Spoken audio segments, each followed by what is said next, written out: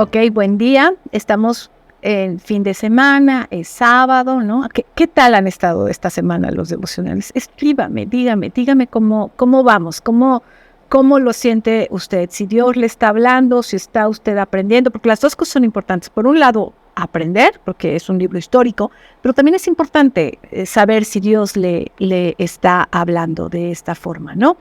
Ok, vamos a terminar el capítulo 12. Nos queda el versículo 25 para leerlo. Y quiero ponerlo un poquito en contexto. Y de ahí nos seguimos en 13. El versículo 25 del capítulo 12 dice: cuando Bernabé y Saulo terminaron su misión en Jerusalén, regresaron llevándose con ellos a Juan Marcos. Ok, vamos a ubicarnos.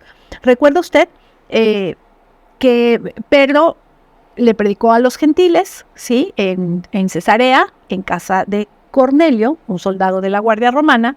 Después de eso, de todos los que se habían dispersado, resulta ser que en Antioquía empieza a suceder algo, ¿no? Empieza a pasar algo, ¿no? Los gentiles se están convirtiendo, los gentiles empiezan a creer y empiezan a suceder cosas maravillosas ahí. Entonces, la iglesia de Jerusalén, ¿sí?, decide mandar a Bernabé, el hijo de consolación, porque así le habían cambiado el nombre, deciden mandar a Bernabé a Antioquía a ver qué es lo que está sucediendo ahí, ¿no? Bernabé ve la iglesia, pasa un tiempo con ellos, ¿no? En ese momento se allega de Saulo de Tarso, el que más adelante también lo conocemos como Pablo. Es importante que usted y yo llevemos como claro los nombres de los personajes que estamos leyendo ahorita, porque en ocasiones se les da el nombre judío, el nombre hebreo, digamos, y por otros lados el nombre griego, ¿no? Bueno, entonces es de ellos de los que está hablando. Ellos fueron a Antioquía, estando en Antioquía, viendo lo que había pasado en Antioquía, entonces regresan a Jerusalén a dar el reporte. En ese momento estamos. Versículo 25. Cuando Bernabé y Saulo terminaron su misión en Jerusalén, es decir, dieron el reporte. Yo me imagino que este reporte se lo debieron de haber dado a los apóstoles que estaban ahí, ¿no? Recuerde usted que todo esto se tenía que hacer con mucho cuidado, pues porque había una persecución como tal. Cuando terminan de hacer eso, dice, regresaron. ¿A dónde regresan? Van a regresar a Antioquía, de ahí venían. Pero en esta ocasión se llevan con ellos a Juan Marcos. ¿Se acuerda usted que le dije que íbamos a estar viendo a este Juan Marcos muy frecuentemente? Este Juan Marcos es hijo de María, esa mujer que prestaba su casa, pese a que se la podían quitar y pese a todo lo que podía pasar, era una viuda. Logró entender, ¿no? Veámoslo así, como una viuda con cierta posibilidad económica. Y entonces, ok, ellos van de regreso y Juan Marcos se suma a ese viaje como tal, ¿no? La realidad es que nosotros históricamente se habla mucho de los 3 viajes misioneros de Pablo, pero la realidad es que Pablo se movía mucho, ¿eh? Si Pablo hubiera traído carro, como en esta época, tendría que haber sido una 4x4 super mega resistente y con todo el kilometraje que usted se pueda imaginar, porque Pablo andaba mucho, caminaba mucho, iba de un lado para el otro, pum, pum, pum, pum, moviéndose para todos lados para que la palabra de Dios se extendiera. Ok, entonces ellos regresan a Antioquía y ahí termina el capítulo 12. Ahora, seguimos en el 13. Ya estamos en Antioquía nuevamente. Dice, entre los profetas y maestros de la iglesia de Antioquía de Siria, ¿qué es lo que pasa? La iglesia empieza a crecer, ¿no? Y ahí mismo se empieza a surgir, vamos a llamarle ministerios, ¿no? Como tal. Y entre todos estos ministerios que surgen, se distinguen algunos en particular, dice. Entre los profetas y los maestros de la iglesia de Antioquía de Siria se encontraban Bernabé, Simeón, llamado el Negro, ¿no? Así le decían, y no era como apodo, ¿no? Nosotros aquí en nuestra cultura somos muy dados a ponerle apodos a la gente, ¿no? En ese entonces, los sobrenombres que se le ponían a las personas estaban estrechamente relacionadas a su linaje, a su origen, tal vez a su cambio de fe o a su aspecto. Entonces, Simeón, por el hecho de que lo apodan o le dicen el Negro, creemos que era una persona de origen, bueno, digamos un afrodescendiente, como diríamos en este tiempo, ¿no? Y obviamente era gentil al final del día, ¿no? O sea, como tal, por sus raíces.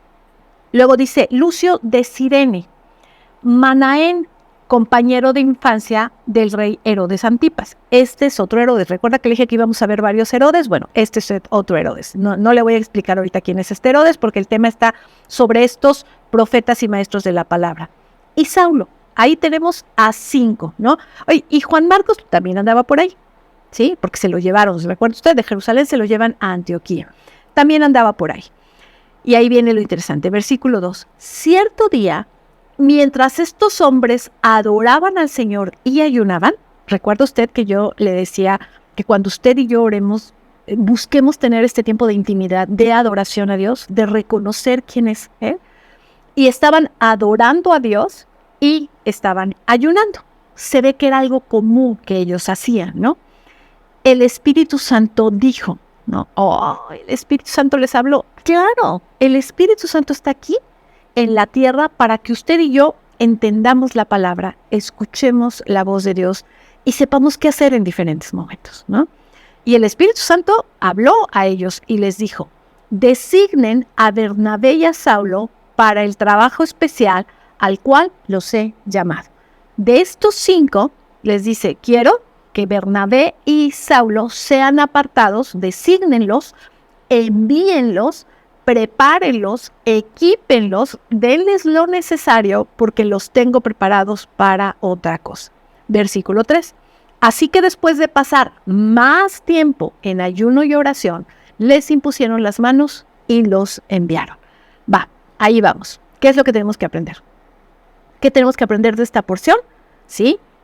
Que orar no solo es quiero, necesito, dame, ay Señor, por favor, ayúdame, porfitas, así, porfis, tú que eres Diosito lindo, ayúdame. No, eso no es orar. Ellos estaban adorando a Dios, estaban ayunando como tal. Y entonces el Espíritu Santo les habla. Hay gente que me dice, ay Litz, es que a mí Dios no me habla. Y mi pregunta es, ¿estás leyendo la Biblia? Ay, no, es que no tengo tiempo. Pues, ¿cómo quieres que te hable? Es que yo no sé cuando Dios me está diciendo algo, ¿estás leyendo la Biblia? Ay, no, es que no la entiendo. Vean los devocionales. O sea, de verdad, como les decía yo el otro día, en las iglesias hacemos circo, maroma y teatro porque usted entienda la palabra de Dios. Y yo puedo reconocer que en México hay grandes maestros de la Biblia. No voy lejos. Yo veo la iglesia donde mi esposo es el pastor, y hay una cantidad de maestros de la Biblia excelentes, hombres y mujeres que conocen a Dios, que conocen su palabra y saben enseñarla, ¿sí? Si usted despéguese a alguien, busque quien le enseñe, traiga, llegue con su pastor, llegue conmigo y tráigame su Biblia y dígame, enséñame a leer la Biblia como tal. Y si usted dice, yo en mi vida he ayunado, enséñame a ayunar. Es importante porque así es como usted y yo escuchamos a Dios. Si usted se levanta todas las mañanas y prende la tele y escucha, no sé, lo que sea, ¿no?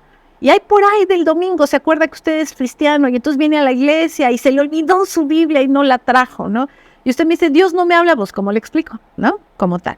Pero si ustedes y yo desarrollamos un hábito y una actitud de leer la palabra de Dios, de adorar a Dios y aún de ayunar, yo le puedo asegurar que usted va a escuchar a Dios.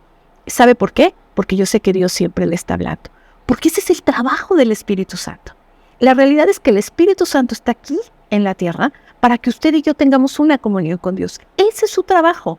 Y Él sí hace su trabajo, ¿no? Tal vez usted necesite afinar sus oídos. Tal vez usted necesite pasar más tiempo intencionalmente con la palabra de Dios para poderle escuchar.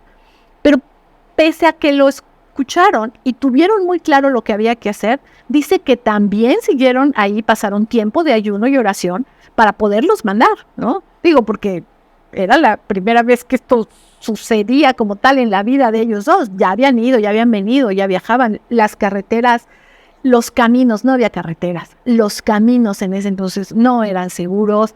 Se estaban enfrentando a algo desconocido como tal, ¿no? Porque Antioquía empezó el cristianismo, empezó a darse salvación y entonces ellos llegan. Pero aquí era de ustedes van y ustedes van con el mensaje, ¿no? Era al revés, digamos, como tal. Pero el Espíritu Santo dijo, son ellos dos y este es el tiempo. ¿Me acompaña a orar? Espíritu Santo, queremos oírte. Queremos oír tu voz. Queremos disponer nuestro corazón para escucharte. Queremos disponer de nuestro tiempo para pasar tiempo en tu palabra y poder entender que es tu voluntad buena, agradable, perfecta para nosotros, Señor. Señor, de esto se trata el cristianismo, de tener una relación. Sí, de ser salvos, lo cual es maravilloso y es tu gracia y no podríamos pagarlo jamás. Pero en el día a día se trata de poder escuchar tu voz, de poder tener una relación contigo. Y aquí estamos. Y ciertamente, Señor, con un deseo genuino de escuchar tu voz para poder obedecer. En el nombre de Jesús. Amén. Que Dios le bendiga. Nos vemos la próxima semana y continuamos estudiando esta serie Iglesia.